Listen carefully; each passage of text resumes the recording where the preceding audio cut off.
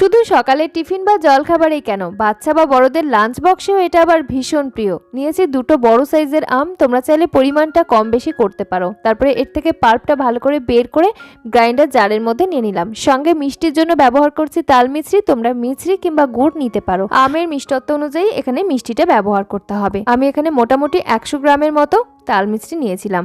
কড়াই গরম করে তারপরে এই ব্লেন্ড করে নেওয়া মিশ্রণটা নিয়ে নিলাম। সঙ্গে 1 চিমটের মতো লবণ দিয়ে দিলাম। এই লবণটা কিন্তু প্রিজারভেটিভের কাজ করবে। খুব ভালো করে জাল করে নিতে হবে। যখন দেখা যাবে খুব সুন্দর করে জাল হয়ে একটা ঘন পিউরিতে পরিণত হয়েছে, সেই সময় আমরা একটা গোটা পাতিলেবুর রস অ্যাড করে দিলাম। এখানে আমি গন্ধরাজ লেবু নিয়েছি, তবে যে কোনো পাতিলেবু দিলেই হবে। তারপরে দেখো এরকম একটা টেক্সচারে তৈরি হয়ে যাবে। মিশ্রণ থেকে কোনো রকম জলীয় ভাব কিন্তু আর থাকবে না। একটা প্লেট দিয়ে এরকম একটা টেস্ট করে দেখে নেবে। আঙুল দিয়ে কেটে দিলেও কিন্তু সমান একটা রেখা তৈরি হয়ে যাবে। সেই পর্যায়ে বুঝবে তৈরি হয়ে গেছে। এখন যে কোনো কাঁচের বয়ামে সংরক্ষণ করে রেখে দাও। ফ্রিজের নর্মাল চেম্বারে 6 মাসের মতো রেখে খাওয়া যাবে। কেমন লাগলো জানি।